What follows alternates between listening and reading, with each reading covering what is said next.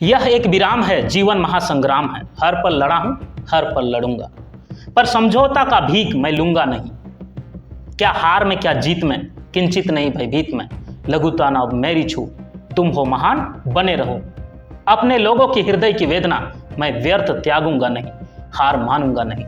जय झारखंड। ये मेरी नहीं, मेरी लिखित द्वारा मेरा शब्द भी नहीं है, बल्कि ये झारखंड के चीफ मिनिस्टर हेमंत सोरेन का खुद का गिरफ्तार होने से पहले ट्विटर हैंडल में लिखे गए थे। ये 2-4 पंक्ति का शब्द शायद लोगों को समझ ना आए, लेकिन ईडी बीजेपी की कठपुतली है, ये शायद सब लोगों को समझ में आ गया होगा। नमस्कार, आदाब, सत श्री अकाल, जय हिंद, जोहार। मेरा नाम है अनिल कुमार। झारखंड सरकार पर जो आरोप चल रहे थे वो सेना की जमीन खरीद फरोख्त में हुए धांधली पर थी, और ईडी ने खुद अपने रिपोर्ट में लिखा था हेमंत सोरेन इस मामले में डायरेक्ट तौर पर कोई ऐसा सबूत नहीं मिल पा रहा है कि इसको गिरफ्तार किया जा सके। लेकिन ईडी की हिम्मत नहीं कि अपनी आला कमान, अपनी प्रभु, अपनी दाना पानी देने वाले बीजेपी के खिलाफ उतर पाए। अगर बीजेपी ने बोला है गिरफ्तार करना है तो साहब करना है। सवाल आपसे है कि क्या यही डेमोक्रेसी है, यही लोकतंत्र है? सब आप में से ज्यादातर लोग कहेंगे और सोचेंगे, भाई साहब अगर डायरेक्ट तौर पर इस मामले पर वो संलग्न नहीं थे तो इनका नाम कैसे आया, और इनडायरेक्ट तौर पर भी अगर दोषी मिला और गिरफ्तार हुई तो इसमें गलत क्या है? कम से कम करप्शन पर तो रोक लगेगा। तो सवाल आपसे, ठीक है गिरफ्तार मान भी लिया, अच्छा हो, लेकिन बीजेपी के उन नेताओं के पास क्यों नहीं होता जो लाखों करोड़ों घोटाले करके बैठे हुए हैं? अनगिनत नेता है भाई, किसका नाम लूं मैं, हिसाब किताब ही नहीं। हेमंत सोरेन पर ईडी लगती, लेकिन हेमंत बिस्व शर्मा असम के चीफ मिनिस्टर, उस पर ईडी नहीं लगती। सोरेन से ज्यादा घपला तो हेमंत बिस्व शर्मा करके बैठे हुए। ईडी उनके घर जांच नहीं करेगी जनाब। क्यों? क्योंकि वो बीजेपी से, और बीजेपी ऐसा सर्टिफिकेट है जो बीजेपी का सर्टिफिकेट देने के बाद एकदम काले धन सफेद हो जाते हैं। जब हेमंत बिस्व शर्मा कांग्रेस पार्टी में थी तो उसको धमकाया गया, बोला गया बीजेपी में नहीं आओगे तो समझ लेना तुम्हारे सारे करप्शन और काला करतूत उजागर कर देंगे। ऐसे ही बीजेपी में गए, और जैसे ही बीजेपी में आए तो बीजेपी का ऐसा सर्टिफिकेट थमा दिया गया कि जिंदगी भर करप्शन करो, लूट करो, मारो, तुम्हें ईडी और पुलिस चूं तक नहीं करेगी। और ये एक ही नेता नहीं है जनाब, बीजेपी के कई ऐसे नेता हैं जिनको ये सर्टिफिकेट मिला हुआ है।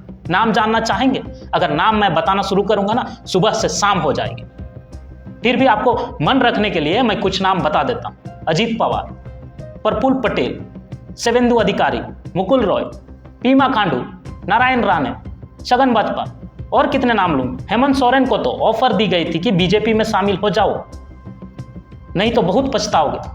लेकिन हेमंत सोरेन जान गए थे कि जिस पार्टी को झारखंड के लोग इतना लोकप्रिय पार्टी बनाए हैं, इतना सहमत देते हैं, उस मासूम भरे लोगों को धोखा नहीं दिया जा सकता। लेकिन उसका खमियाजा अभी भुगत रहे हैं, आप भी देख रहे हैं। और बिन पेंदे वाले लोटे श्रीमान माननीय आदरणीय बाबूलाल मरांडी जी इस गिरफ्तारी पर मजे ले रहे हैं। ये वही बिन पेंदे के लोटे हैं जो अपने पार्टी को खत्म कर बीजेपी में शामिल हुए।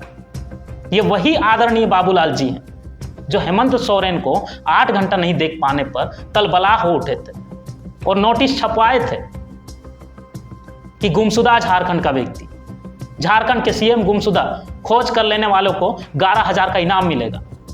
मिल गए हेमंत सोरेन, खुश हो गए, अब गिरफ्तारी भी हो गई, खुश हो गए, देंगे आप 11,000 रुपया। चिंटू ने खोज के निकाला है, अब करेंगे चिंटू के अकाउंट में ट्रांसफर 11,000 रुपया। भेजूं मैं अकाउंट नंबर? ये आपका पार्टी नहीं है साहब कि 11,000 में बिक जाए। झारखंड के लोगों को बीजेपी की राजनीति भले ही समझ में ना आई, लेकिन अभी गिरफ्तारी हुई है और आगे की राजनीति क्या होगी वो सब देश वालों को समझ में आ रही है। और मैं बार बार ईडी बीजेपी का जागीर और कठपुतली क्यों कह रहा हूं? तो ऐसे ही मैं नहीं कहता साहब। जो बीजेपी कहती है वही ईडी करती है, क्योंकि पुख्ता सबूत मेरे पास है। ये जो आप फोटो देख रहे हैं ना, ये 20 बालामुरुगन है। इसको 31 जनवरी 2024 को रिटायर होना था, लेकिन उससे पहले इसको सस्पेंड कर दिया जाता है। और क्यों? उसने राष्ट्रपति द्रौपदी मुर्मू को एक पत्र लिखा था, और उसमें उन्होंने केंद्रीय वित्त मंत्री निर्मला सीतारमण की घोर आलोचना की थी। और उसे इस्तीफा करने के लिए रिक्वेस्ट भी किया था, इसीलिए उसको सस्पेंड कर दिया गया। आप बीजेपी की नेता से पंगा लेंगे, वो भी केंद्रीय वित्त मंत्री से, जिसके पास देश का पूरा पैसा का लेखा जोखा होता है। उसको गद्दारी का खमियाजा उसे भुगतना ही पड़ा। फिर आप कहेंगे इसमें ईडी का बात कहां से आया? मैं बताता हूं साहब, काला चिट्ठा है मेरे पास, सामाजिक आईना, हम ऐसे ही नहीं बने हुए हैं, बताते हैं पूरी बात को। ये स्क्रीन पर आप फोटो देख रहे हैं, ये 2 किसान हैं, ये दलित किसान हैं। किसान का आय कितना होना चाहिए आप जरा अनुमान लगाइए। आजादी के 75 साल जब हो, हमारे देश के किसान की आय डबल होनी चाहिए, 2 गुना होनी चाहिए, और उसके लिए हम काम कर रहे हैं। 5 साल का हमारे पास समय है, 5 साल में हम वो बदलाव चाहते हैं। नहीं, ऐसे ही अनुमान लगाइए, 2 गुना मत कीजिए। ये सब जुमला था, आपको भी पता है। दिन का 400 500 अगर सब्जी बेचे तो, अगर मान लीजिए नहीं भी, आप कैसे भी करके 5000 भी कर लीजिए एक दिन का, तो 1.5 लाख रुपया हो जाता है।